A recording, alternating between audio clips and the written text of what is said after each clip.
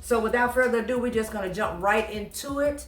And the first one that we're going to address is from a girl named Van. And she commented, "Hi, is there any advice for starting out?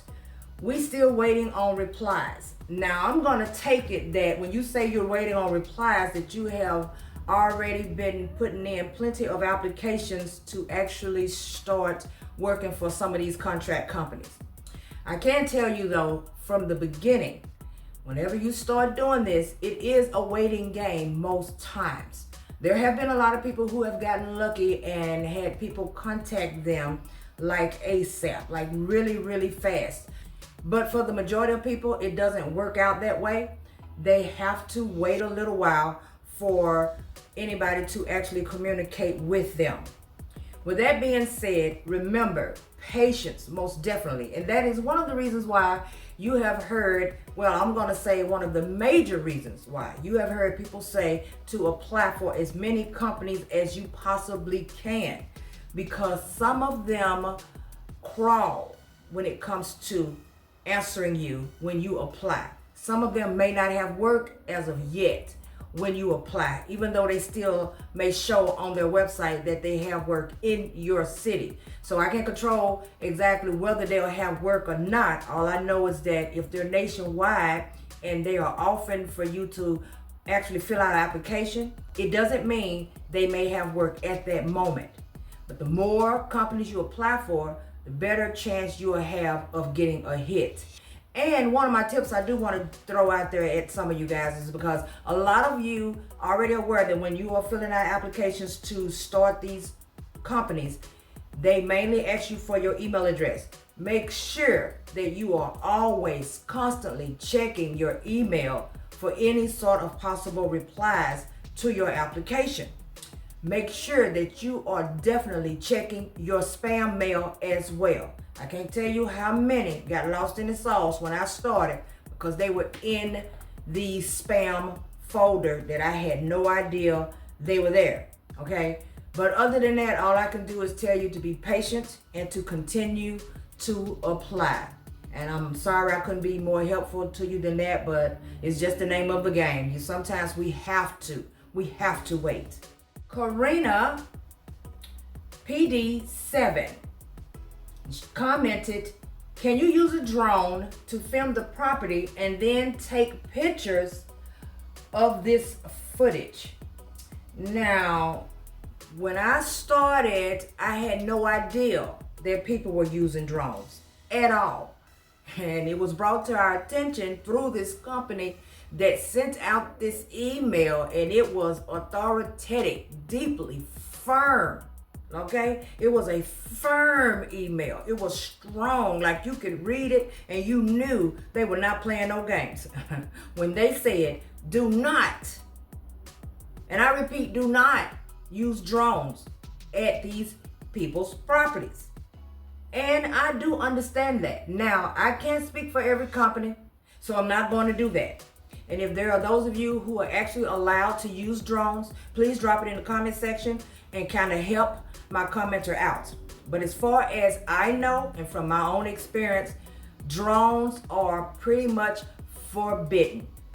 A lot of people were using the drones at these homes particularly, and they were setting them off from the street at the car.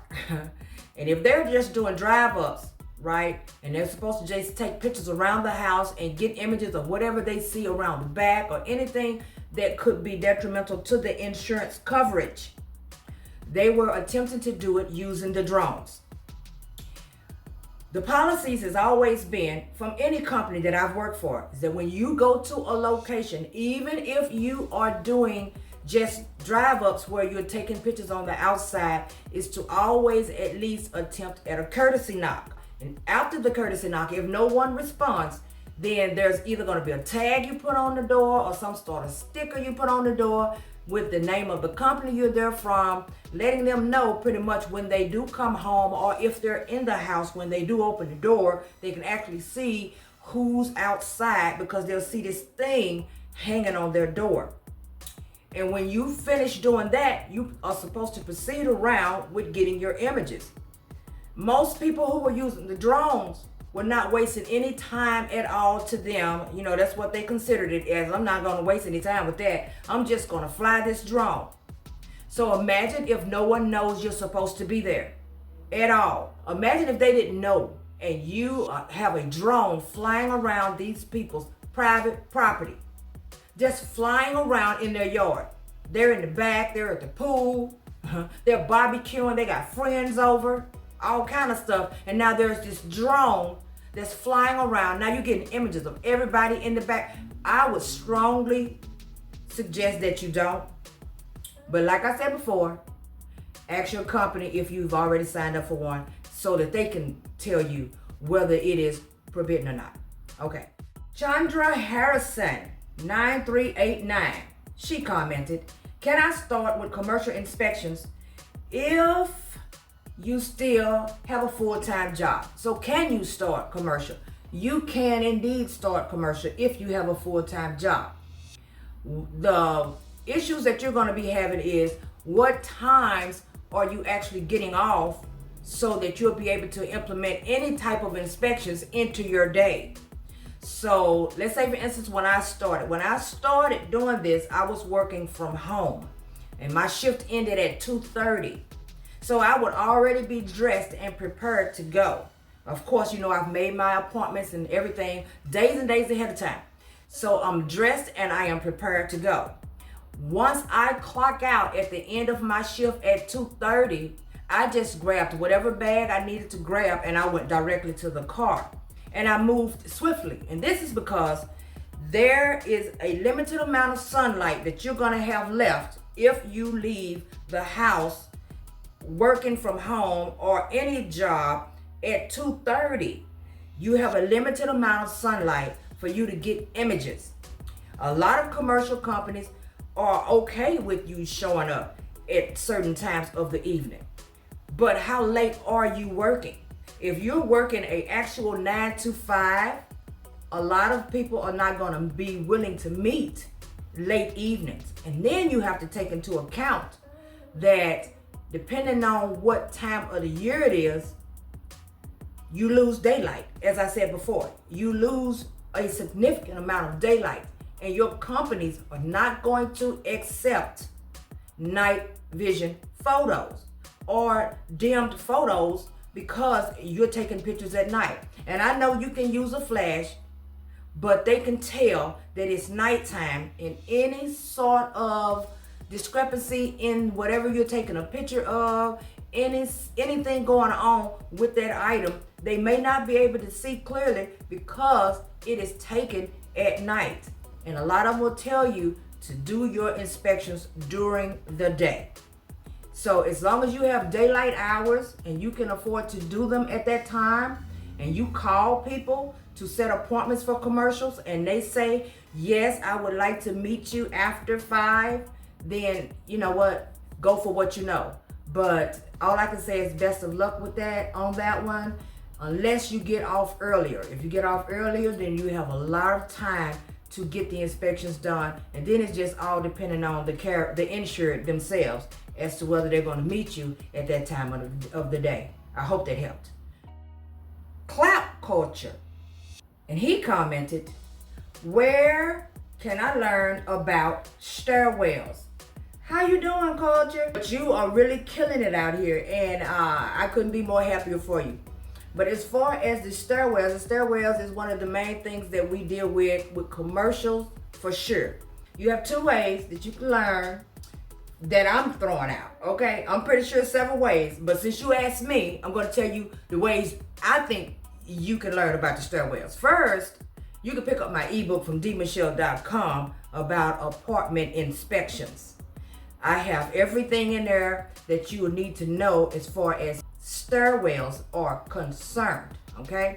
The second thing you could do is you could become a proud member of this channel. You do that, sign up for level 3. On level 3, officially, starting now, I will be doing a live stream every 2nd and 4th Sunday.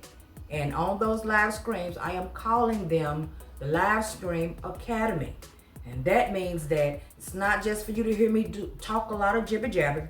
It is mainly for those who are on that level to ask me any and every question that they want from between 30 and 45 minutes every second and fourth Sunday. And along with that, of course, you get everything else that the other levels are getting as well. But you can click on the membership tab on this channel and it'll give you a breakdown of everything that I'm offering from each and every level of membership. SN2379, he commented that he purchased the ebook for apartment inspections. And thank you so much. No, thank you for purchasing. And according to his comment, apparently it must have really helped. And if it did, please make a comment for me in the comment section so everybody can know about how much you enjoyed the actual book itself. Okay, so the next comment is pretty much like one I've mentioned before, but just a little different. Tara CW commented, can you do this in the evening or nights to get started while I work? Same thing, once again, sure, you could do evenings because I did evenings. You can do evenings as long as you have sunlight and as long as you can get the insurance to cooperate to actually see you in the evenings. Now, I can say for sure, let me go on and straighten this up. As far as the homes are concerned, when I was doing the homes, most of the homeowners wanted you to see them in the evenings. So it's very easy for me to do as many inspections as I could in the evening time when I got off work because I was doing a majority of homes when I started. And they prefer evenings because they have jobs. They have children they have to pick up. They're fixing dinner, all of that. I've had them ask me, could you come after dinner time, after I fed my kids? We don't get off work. Me and my spouse, we don't get home until after 6 o'clock. You know, all of that stuff. And it played out wonderfully during the summertime. And those days, of course, I was getting home later in the evening because I was out there later in the evening doing inspections, but I still had plenty of sunlight. So yes, to answer your question, you definitely can do them on the weekends and you can do them on the evenings. And with that being said, I hope you guys like this little question and answer session. Drop a comment in the comment section and let me know if you have any other questions pertaining to the ones that I've already responded to. And if so, I will respond to them on another time. But until next time, you guys know exactly what to do. Like, subscribe, turn on the notification bell because I will be bringing you back something later. Thank you so much for watching and enjoy the rest of your day.